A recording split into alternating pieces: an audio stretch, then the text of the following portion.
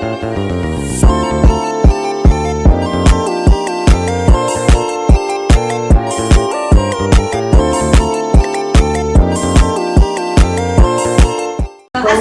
warahmatullahi wabarakatuh. Selamat siang Bapak dan Ibu semuanya. Siap. Gimana kabarnya nih? Baik? Alhamdulillah, sedikit baik. Alhamdulillah. Tapi kalau dompetnya gimana? Baik atau enggak nih?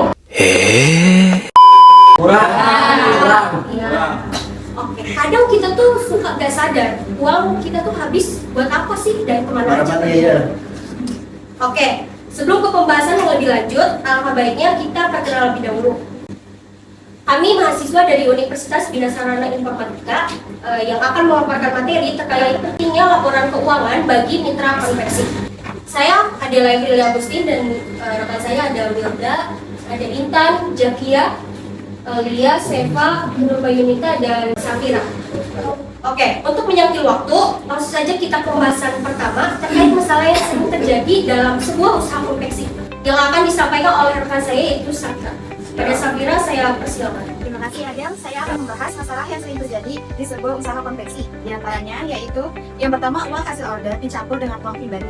Biasanya kita kalau dapat uang pembayaran dari pelanggan langsung masuk ke dompet yang sama berbelanja rumah. Jadinya susah tahu mana yang uang usaha, mana yang uang pribadi. Lama-lama jadi bingung sendiri.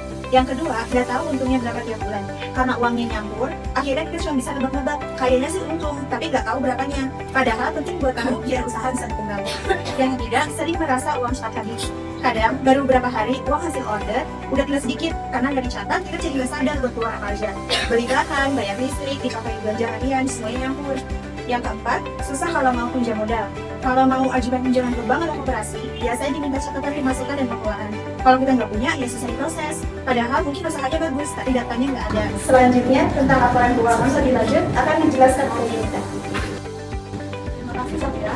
Saya akan menjelaskan laporan keuangan. Terima kasih laporan keuangan. Laporan keuangan merupakan proses mencatat secara teliti uang yang masuk dan keluar dari hasil usaha kita. Tujuan dari laporan keuangan itu mengetahui kondisi keuangan usaha kita itu stabil atau enggak. Nah, selain itu kita juga bisa tahu usaha yang kita jalan itu mengalami keuntungan atau kerugian. Untuk mencatat laporan keuangan itu tidak perlu rumit, kita bisa mencatat secara manual dengan mencatat di buku atau secara digital menggunakan Microsoft Excel. Manfaat laporan keuangan dijelaskan oleh Seva. Jadi saya akan menjelaskan tentang manfaat laporan keuangan di mitra konveksi. Ada 4. Yang pertama, supaya kita mengetahui tentang untung atau dari ruginya usaha. Karena kan kalau misalkan kita catat keuangan kita kan otomatis kita bisa lihat ya untung atau ruginya. Terus yang kedua itu mengetahui cara pembagian kerja yang lebih adil.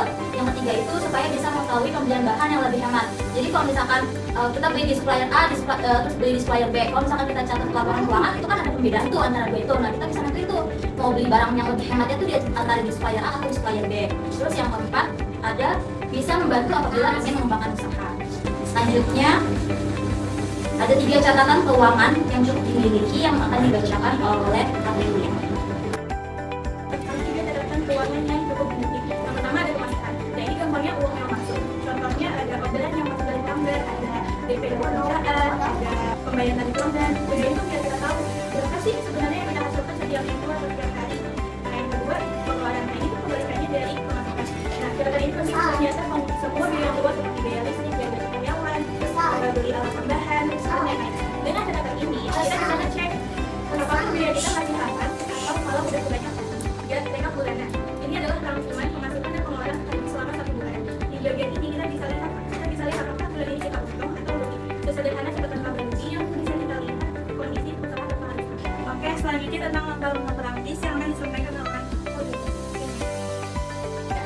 Untuk langkah-langkahnya ada 4. Yang pertama, mulai memisahkan, catat, pilih alat kalau metode yang nyaman, dan juga review. Kenapa sih harus dipisahkan? Karena kita tuh supaya bisa tahu cash flow atau arus kas yang keluar dari uang usaha atau uang pribadi supaya tidak tercampur.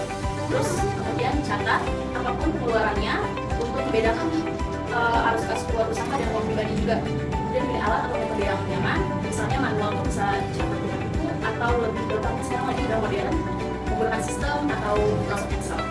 Kemudian yang terakhir review. Jadwal reviewnya itu biasanya seminggu sekali atau di periode tertentu dicek supaya kita tahu nih uang usahanya berguna untuk apa, terus kita dapat review. Untuk untuk selanjutnya ada dampak positif manajemen, bisa dijelaskan oleh Kak Ima. Oke, saya akan menjelaskan dampak positif manajemen keuangan yang baik. Yang pertama itu ada uang lebih stabil. Kalau keuangan dicatat dengan teratur atau rapi, arus uang kas keluar masuk itu jadi lebih jelas. Jadi kita tahu kapan harus bayar bahan, kapan harus bayar upah, dan kapan ada uang masuk dari pelanggan. Jadi intinya usaha itu jadi lebih stabil dan aman. Kedua, kepercayaan pelanggan dan mitra-mitra. Keuangan tuh harus transparan, jadi karyawan tenang, saling percaya, pelanggan juga percaya pada proses ini. Jadi hubungan antara kepala mitra, karyawan, dan pelanggan jadi enak, mendukung dan satu sama lain. Yang ketiga, siap berkembang lebih besar. Catatan keuangan jelas, pemilik modal atau usaha itu jadi lebih mudah buat modal, keuntungan, kebutuhan apa nih yang lagi dibutuhkan juga. Yang keempat, gaji lebih terencana. Kalau keuangannya rapi, gajinya juga nggak bakalan telat. Karyawan juga tenang. Selanjutnya, jelaskannya tidak bisa ya. Kita mulai sekarang kita harus membuat laporan keuangan dengan baik. Yang pertama, buat pemilik konveksi. Nah, yang pertama itu bentuk tim kecil pencatatan transaksi. Nah, kalau konveksi itu harus milih 1 atau 2 orang khusus untuk buat nyatat semua pemasukan atau pengeluaran. Nah, tujuannya itu biar data keuangan rapi, nggak nyampur antara pemilik keuangan pribadi pemilik ataupun karyawan. Jadi itu nggak nyampur. Yang kedua itu bagi karyawan. Nah, bagi yang karyawan yang bentuk tim kecil itu, nah itu mereka menggunakan format pencatatan keuangan yang sederhana yang sudah tersedia. Nah, cukup pakai format yang sama setiap kali mencatat, mau itu tabel sederhana, lembar kerja atau catatan harian. Dengan format yang seragam, tim bisa nyatat dengan cara yang sama dan laporan bisa jadi gampang dipahami. Nah, yang terakhir, laporan dicek bersama tiap minggu atau tiap bulan. Pengecekan rutin bantu mengawasi arus kas, tahu biaya produksi yang sebenarnya, dan melihat usaha lagi untung atau rugi dengan cek barang secara berkala. Keputusan juga bisa diambil lebih cepat kalau ada masalah. Misalnya, biaya tiba-tiba naik, biaya bahan baku naik, ataupun stok bahan hampir habis. Ibu semuanya, penyampaian materi telah selesai kami sampaikan. Selanjutnya ada sesi games.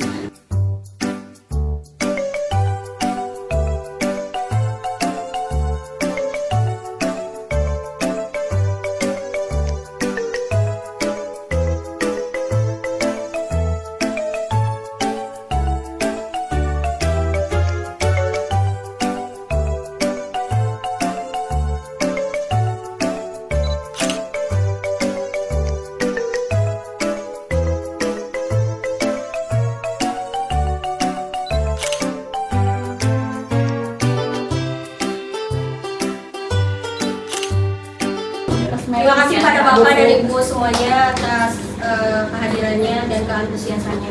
Terima kasih. Assalamualaikum warahmatullahi wabarakatuh. Waalaikumsalam warahmatullahi wabarakatuh. Terima kasih banyak.